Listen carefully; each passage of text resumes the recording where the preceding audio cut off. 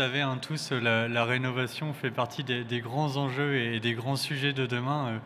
La moitié des bâtiments présents en 2050 sont déjà construits aujourd'hui, donc il est urgent de rénover et de réhabiliter les constructions, dont bien entendu les bâtiments scolaires. Je ne vais pas être trop long, je vais laisser très vite la parole à Karine Bouillet de l'entreprise LCA qui va nous présenter leur démarche de rénovation et la réhabilitation de quelques très beaux projets. Donc je vais très vite passer la parole à Karine. Bon, bonjour à tous. Je vais peut-être descendre comme ça. Donc moi, je suis Karine Bouillet, je suis co-dirigeante de LCA Construction Bois, une entreprise qui est basée en Vendée, qui existe depuis 50 ans et qui aujourd'hui intègre la partie bureau d'études, fabrication et pose. On a un site industriel d'à peu près 8000 m². Et puis, on a 11 équipes de pose aujourd'hui et on intervient sur tout le Grand Ouest, pour information. Donc là, je vous présente la rénovation énergétique sérielle dans le scolaire. Alors, pourquoi sérielle dans le scolaire? C'est parce qu'on s'est trouvé à travailler pour un maître d'ouvrage, c'est le Conseil général de Loire-Atlantique, sur plusieurs années. On n'a pas fait tous leurs projets, parce qu'évidemment, on répond aux appels d'offres, donc on n'est pas toujours choisi. Mais on en a fait au moins 4. Donc, je vais vous présenter les 4 et dans le temps, et vous expliquer comment aussi on a évolué sur notre réflexion et comment on a modifié nos approches.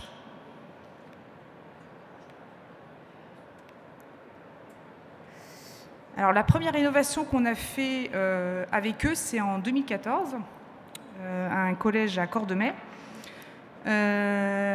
Nous, l'entreprise, à cette époque-là, quand on faisait de la rénovation énergétique, c'était principalement de l'ITE sur système bois. Et là, quand on a répondu sur ce dossier, parce qu'on faisait de l'ossature bois à côté, on nous demande de faire du panneau pour aller plus vite, sachant qu'en fait, ils avaient prévu de libérer le collège pour notre intervention avec une partie modulaire à côté. Donc, c'est la première fois qu'on faisait ça. Donc ce collège, il est en rez-de-chaussée, donc important, parce que c'est plus facile en rez-de-chaussée que quand on commence à avoir des étages, mais pour démarrer, c'était bien pour nous. Et du coup, ça représentait à peu près 870 m² en fait, de surface ossature avec du bardage HPL dessus. 15 mois de travaux, non, 1,5 mois de travaux, donc pas très long. Par contre, on est revenu après sur la partie 2015, il y avait 2 phases. Et l'étendue en fait, du chantier, enfin de la conception jusqu'à la pose, au global, c'était 1 an et demi à peu près. Donc voilà le type de bâtiment sur lequel on a travaillé. Bâtiment en ardoise, rez-de-chaussée, un enduit dessus. Et puis les façades, enfin les préfats en gravillon et avec une certaine trame. Donc c'était notre première expérience. On a amené en fait, on a fait des panneaux en usine qu'on a amené en fait sur chantier. Donc c'est ce que vous voyez en fait sur la photo de gauche. C'était une première expérience pour nous, rez-de-chaussée. On a réussi sur certains panneaux à intégrer les menuiseries en atelier. Il faut savoir qu'à l'époque, notre atelier d'ossature, c'était plutôt un atelier d'ossature qui était prévu pour faire du neuf. Donc on n'avait pas de faux sabardage, on a monté ça en fait, on a fait des installations pour pouvoir en fait poser les menuiseries. Et c'était aussi pour nous assez nouveau parce qu'on venait juste d'intégrer une équipe de menuisiers en interne, donc qui faisait la pose de menuiserie en fait chez nous. Donc voilà le rendu final. Juste pour vous montrer une coupe de l'époque. Donc on était sur un isolant type laine de verre à l'époque. Intégration de la menuiserie, c'était une menuiserie, alors je crois que c'était l'alu ici. Et puis surtout le détail en pied qui était important avec des travaux en fait, qu'on a fait avec un gros œuvre en fait, qui intervenait pour faire la partie étanchéité en bas de mur. Donc une coupe plutôt simple. Ah.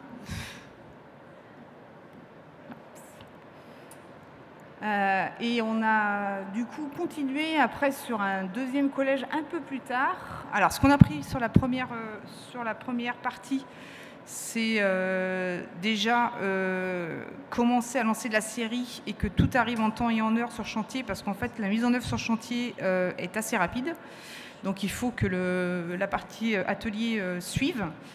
Et donc on a continué là sur un deuxième chantier avec le même client, et là par contre il y avait deux bardages différents, il y avait du HPL et du bardage bois, donc on était sur du bardage châtaignier. Et là on passait sur une surface de 1800 m² et un planning d'intervention de 12 mois, et sachant que là on commençait à être sur des sites qui étaient occupés vraiment, et on tournait en fait autour des bâtiments avec une rotation en fait des classes pour pouvoir intervenir. On est sur de la menuiserie alu. Donc voilà la trame de bâtiment. La complexité ici, sur ce dossier-là, c'est que vous avez des creux à gérer qui ont été comblés avec de la laine de roche. Et puis aussi, sur ce chantier, en fait, quelques surprises par rapport à l'étude de structure qui avait été faite sur les accroches. Donc ça, c'est super important dans un projet en fait, de rénovation. L'étude de structure qui est faite auparavant est toujours dédiée en fait, au maître d'ouvrage.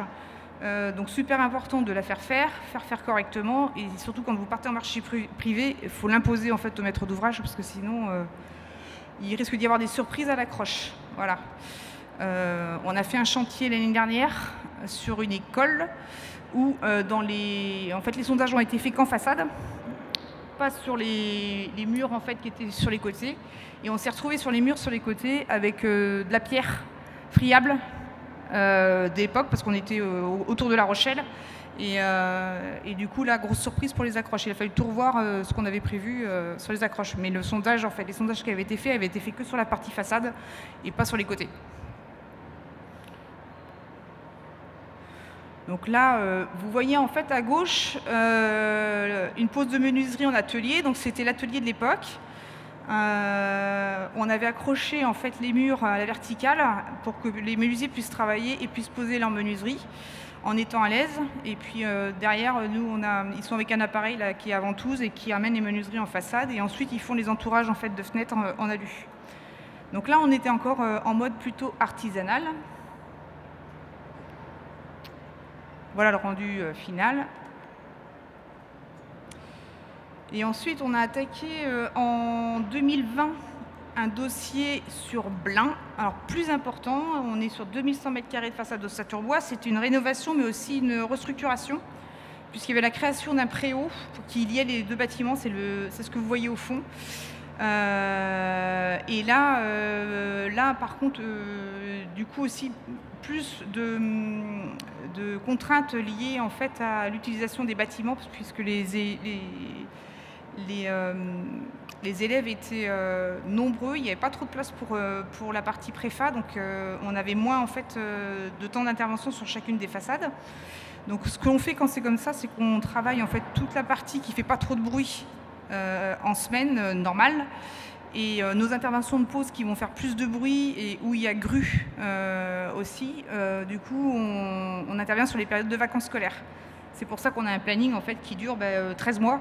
C'est parce qu'il y a des périodes en fait, où on va faire de la préparation et des périodes où on va faire de la pause. Et quand on fait de la pause, par contre, ça avance très très vite. Donc il faut que tout soit prêt.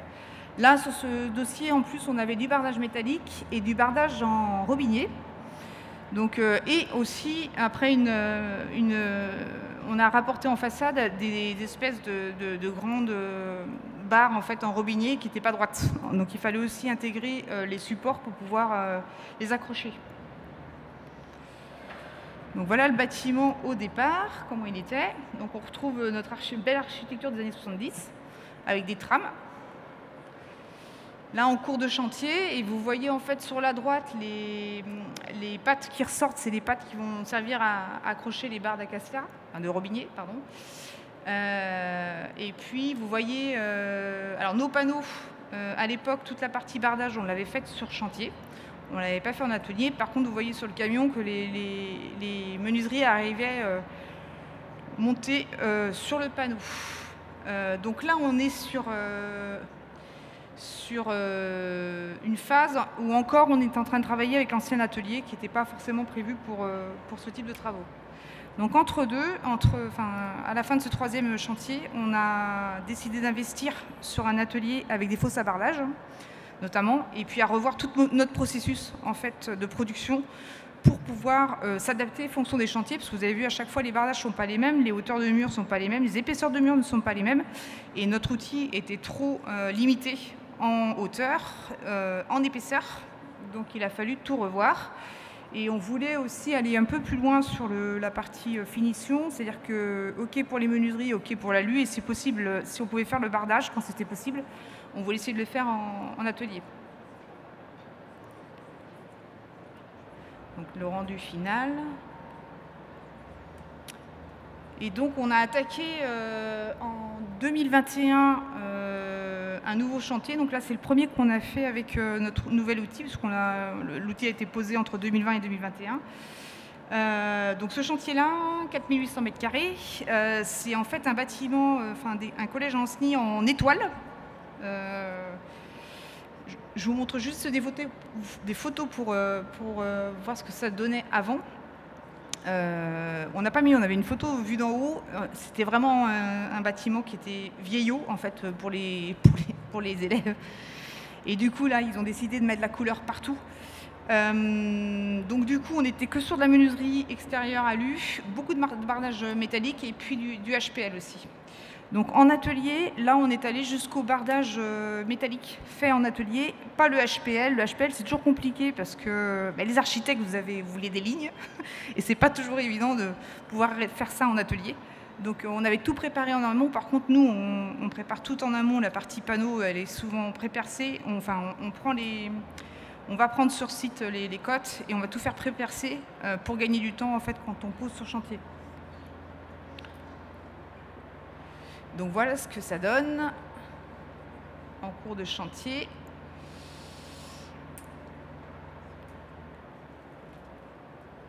Et voilà en finition.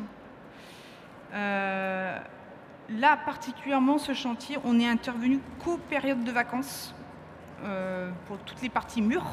On n'est jamais intervenu en dehors. En dehors, c'était juste de la préparation. Il ne fallait pas que ça fasse de bruit parce que en termes de les ailes qui étaient libérées, en fait, c'était toujours des demi-ailes qui étaient libérées pour qu'on puisse travailler et pour moins déranger les élèves dans le temps. Donc voilà ce que ça rend. Donc en conclusion, sur ce projet, on est parti, sur ces projets, on est parti sur une période où on faisait de l'ITE, système bois, pour arriver à faire de plus en plus de préfabrication. Alors, on a interrogé le client, savoir ce qu'il en avait pensé dans le temps. En fait, on a la cliente, elle nous a dit qu'elle avait des relevés de gains que sur celui de Blain. Et sur Blain, ils ont gagné entre 20 et 30% selon les années sur leur consommation en fait, d'énergie.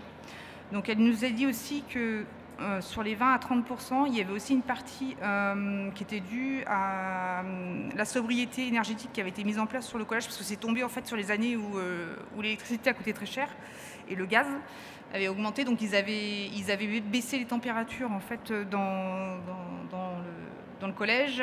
Donc elle dit clairement il y a la rénovation énergétique qui a joué, mais pas que.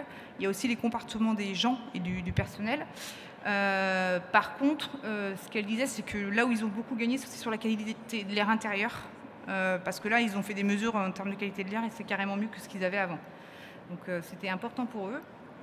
Nous, par contre, ce qu'on en déduit, en fait, et c'est ce qu'on dit aussi aux clients aujourd'hui, c'est que quand on fait ce type de chantier, donc le gros intérêt de la préfabrication, c'est de gagner du temps en mise en œuvre. Par contre, il faut se dire que le temps d'un chantier habituel, vous ne le passez pas en fait sur le terrain, vous le passez surtout en amont, en conception et en dessin, puisqu'en fait toutes les façades elles sont dessinées une par une. On part d'un scan 3D en fait des façades. On reprend en fait ce scan 3D pour faire en fait modéliser chacun des panneaux, parce qu'en plus sur certains, si on regarde suivant les bâtiments, on n'a pas toujours la même. Je ne peux pas aller en arrière, bon, c'est pas grave. On n'a pas toujours les mêmes épaisseurs en fait, de murs, donc on est obligé de reprendre tous nos plans, un par un. Et autre chose qu'il faut prendre en compte, c'est que la commande de menuiserie et la commande de bardage, c'est entre 4 et 8 semaines de délai. Donc ces 2 mois-là, en fait, il faut les avoir en fait, avant de démarrer en production, et sachant que on a 1 mois de production avant d'aller sur le chantier. Donc en gros, il faut 4 mois, enfin, quand vous passez votre commande, il faut 4 mois, il faut compter 4 mois avant de mettre le pied sur le chantier. Et ça, il faut vraiment l'intégrer chez les clients, côté client. Parce qu'on a eu 2 chantiers où les commandes qui devaient arriver n'arrivaient jamais et qui sont arrivées par exemple sur le mois de mars. Il fallait qu'on démarre en juillet. Et on nous annonçait mars pour un démarrage juillet. Et finalement, la commande arrive au mois de mai. Et là, c'est la galère. C'est la galère pour avoir les menuiseries en temps et en heure. Donc du coup, par exemple, une commande au mois de mai, c'est pas une livraison avant fin juillet, parce qu'en plus il y a des congés. Donc l'industriel qui fait la menuiserie, lui, il ferme l'usine, point barre. Hein. Donc vous n'avez plus de livraison pendant ce temps-là. Et ça, c'est vraiment des choses à intégrer quand vous faites ce type de projet. Et donc important aussi, ce que je vous disais, c'est le diagnostic de la structure, de l'existant. Très important pour nous savoir sur quel point d'accroche on va pouvoir se mettre, pour pas que vous ayez des surprises aussi sur la réalisation. Et puis le scan 3D aujourd'hui, ça devient quelque chose de systématique. C'est nous qui faisons ça pour pouvoir récupérer le nuage de points et pouvoir faire travailler notre bureau d'études derrière. Mais ça, c'est intégré nous dans cette réalisation. Et qu'est-ce que je peux vous dire de plus? Une idée de prix aussi. Je peux vous donner une idée de prix. Ça va, suivant les façades, il faut compter entre 400 et 900 € du mètre carré. Ça dépend vraiment de la finition que vous allez choisir. Ça va dépendre aussi de l'existant, du bâtiment existant. Et puis des menuiseries, ce que vous allez choisir en menuiserie. On est vraiment là-dessus. Merci Karine. Voilà. Alors, je vais devoir couper et on n'aura pas le temps pour des questions-réponses malheureusement. Je vais juste me permettre une question. Vous avez l'opération que vous avez faite avec le conseil général, vous l'avez développée avec d'autres départements ou d'autres acteurs? Ou oui. Pour le moment, vous êtes... Oui, alors là, je vous ai montré que du sériel sur du collège. Là, on l'a fait sur du logement, sur Nantes, donc en logement habité. Donc là, c'est encore autre chose. Il y a quelque chose à prévoir, c'est la notion des locataires, de gérer les locataires. Et gérer les interventions, parce que nous, on s'est retrouvés coincés sur certains endroits où on ne pouvait pas accéder au logement. Le locataire ne voulait pas nous faire rentrer. Et pourtant, c'était prévu. Mais ils n'ont pas voulu. Et donc, du coup, par exemple, sur des interventions pour brancher les volets roulants, on ne pouvait pas les faire. Donc, voilà. Donc ça, c'est important. Et on a fait autrement une autre opération sur Paris, là, sur l'université Paris 8. Là où on a fait tout un bâtiment qui était tout le temps occupé. Et là, à gérer, ce n'était pas les habitants, mais c'était plutôt les professeurs. Parce qu'on a commencé le chantier fin août, justement à cause d'une commande tardive, qui normalement on aurait dû démarrer en juillet, mais on a commencé fin août. Et une semaine après, c'était la rentrée scolaire. Et les professeurs étaient très énervés par le bruit qu'on pouvait faire. Ça n'a pas duré longtemps, mais le temps que ça a duré, ça les a gênés. C'est surtout que c'était leur rentrée scolaire, en fait. Ça marche. Voilà. Merci Karine. Je vous invite à lui poser des questions à l'issue. Je suis sûr que Karine restera quelques temps après, donc n'hésitez pas à lui poser des questions par la suite.